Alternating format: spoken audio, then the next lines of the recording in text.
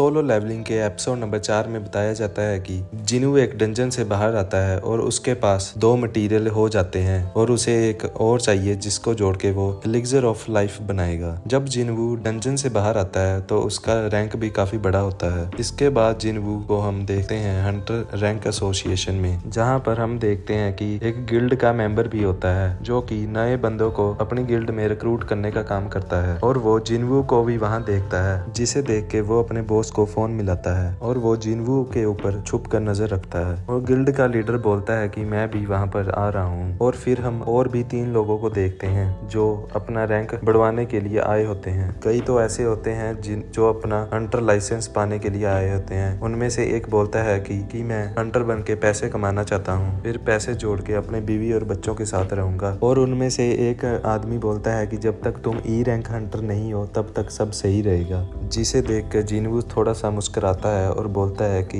E rank, और फिर सोचने लगता है। और फिर बाद में हम जिनवू को पावर लेवल दिखाने वाली मशीन के सामने खड़ा देखते हैं। फिर स्टाफ की लड़की जिनवू से उसका नाम पूछती है और बोलती है कि तुम रीअसेसमेंट के लिए आए हो। फिर जिनवू बोलता है कि हाँ। फिर स्टाफ की लड़की बोलती है कि टेस्ट पहले जैसा ही होगा, मतलब उसका पावर लेवल एक ब्लैक क्रिस्टल के ऊपर हाथ रखकर बताया जाएगा। फिर जिनवू अपना हाथ उस ब्लैक क्रिस्टल के ऊपर रखता है और जैसे ही वो हाथ रखता है फिर लड़की एक कंप्यूटर में उसका पावर लेवल देखती है और बोलती है कि ये क्या हो गया कंप्यूटर को। कंप्यूटर एरर शो करता है। स्टाफ की लड़की कंफ्यूज हो जाती है और बोलती है कि ये क्या हो रहा है। और पीछे से एक स्टाफ का लड़का आता है और बोलता है कि ये तो एस रैंक हंटर है जिसकी वजह से मशीन खराब शो कर रही है। और जैसे ही ये बात सभी लोगों को बाहर पता चलती है तो लोग हैरान होने लगते हैं कि ये कौन आ गया है एस रैंक हंटर जिसकी वजह से मशीन खराब हो गई है। लोग इधर उधर बातें करने लग पड़ते हैं। और फिर हम देखते हैं कि चोई जोंग इन, जो कि हंटर्स गिल्ड का रिप्रेजेंटेटिव है, की एंट्री देखते हैं और फिर जिनवू भी उसे देखता है। यहाँ पर दोनों एक दूसरे को देखते हैं और एक दूसरे की पावर को फील करते हैं। और चोई जोंग इन अपना नाम बताते हुए अपने आप को इंट्रोड्यूस करता है,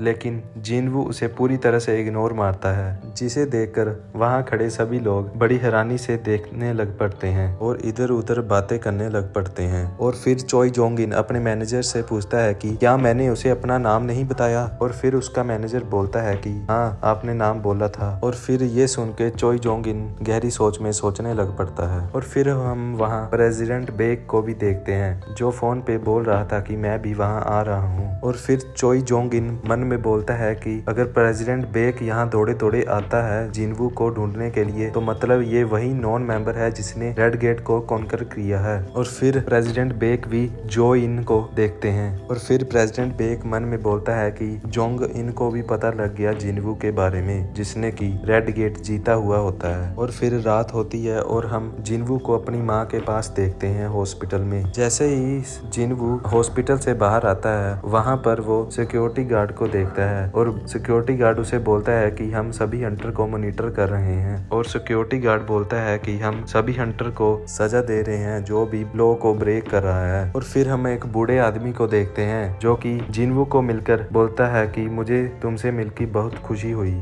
ये आदमी हंटर एसोसिएशन का प्रेसिडेंट होता है जिसका नाम गो गुनही होता है। और फिर दोनों किसी एक जगह बैठ के बातें करते हैं। प्रेसिडेंट गो गुनही हंटर जिनवू को कंग्रेचुलेशन बोलते हैं कि तुम एस रैंक हंटर बन चुके हो। और प्रेसिडेंट गो गुनही जिनवू को अपने गिल्ड में आने का इनवाइट करता है, जिसे सुन के जिनवू बहुत हैरान होता है। और गो गुनही उसे बोलता है कि मैं अपनी एसोसिएशन में तुमको बहुत अच्छी पोजीशन दूंगा जहां तुम्हें बहुत सारा पैसा और फेम मिलेगा। और फिर जिनवू थोड़ी देर सोचता है और प्रेसिडेंट गो गुनही के ओर देखता है और सोचता है कि ये सबसे पहला एस रैंकर हंटर था और उसकी पावर को महसूस करता है। और जिनवू सोचता है कि अगर मैं ये इनविटेशन एक्सेप्ट कर लूं तो मेरी पूरी लाइफ चेंज हो जाएगी। और फिर ये सोच के वो प्रेसिडेंट को मना कर देता है और बोलता है कि मुझे पैसा और फेम नहीं चाहिए, मुझे बैटल चाहिए। और ये सुन के प्रेसिडेंट गुन ही बोलता है कि क्या तुम्हें मैजिक बीस्ट से लड़ना है क्या। और जिनवू आगे से जवाब देता है कि हाँ, मुझे उनसे ही लड़ना है। और फिर प्रेसिडेंट गुनी भी सोचता है कि काश मैं जवान होता और इस लड़के के साथ लड़ पाता और डंजन में भी इसकी मदद करता। और ये बोल के दोनों वहां से चल पड़ते हैं। और इधर हम एक और एस रैंक हंटर को देखते हैं जो कि हॉस्पिटल में होता है,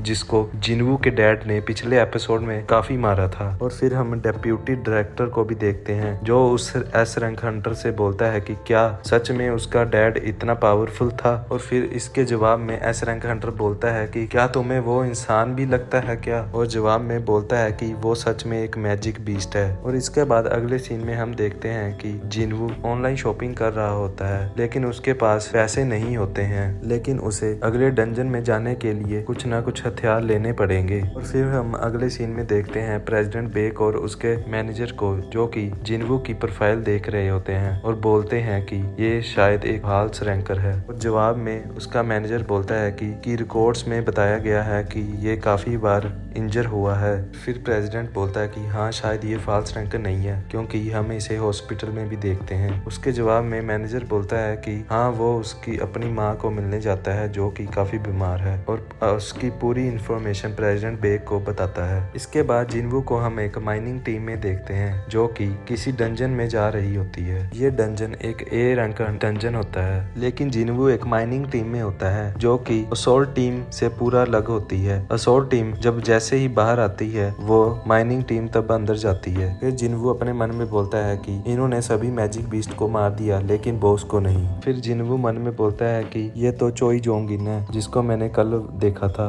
और फिर हम एक और लड़की को देखते हैं, जो कि एस रैंक हंटर होती है, जो कि हंटर गिल्ड की वाइस मास्टर होती है। उसका रैंक 9 होता है पूरी कंट्री में। सभी लोग उसे द डांसर चा हाई इन के नाम से जानते हैं। उसका ओरा देख के जिनवू बोलता है कि ये तो बहुत खतरनाक है। वो मन में बोलता है कि इस जैसे ओरे के साथ दुनिया में काफी कम लोग हैं। और चा है इन भी जिनवू का ओरा महसूस करते हुए लोगों की तरफ देखती है, लेकिन उसे कुछ भी दिखता नहीं है। और फिर सोचती है कि चेयरमैन गो होंगे। जैसे ही वो उधर को देखती है, जिनवू लोगों के बीच में जाके खड़ा हो जाता है और बोलता है कि ये तो बड़ी तेज है। फिर अगले सीन में हम जिनवू को माइनिंग टीम के साथ डंजन के अंदर माइनिंग करते हुए देखते हैं। सभी लोग उसका काम देख के बहुत खुशी होते हैं और बोल रहे होते हैं, क्या ये सच में एक ई रैंक हंटर है। और जैसे ही लंच ब्रेक आता है, सभी लोग जाने लग पड़ते हैं और कुछ लोग जिनवू को बोलते हैं कि आ जाओ, तुम भी लंच कर लो। लेकिन जिनवू बोलता है कि इधर का कुछ काम बचा है और मैं बाद में आता हूँ। और जैसे ही सभी लोग बाहर चले जाते हैं, जिनवू ये देख के कि कोई आसपास नहीं है, वो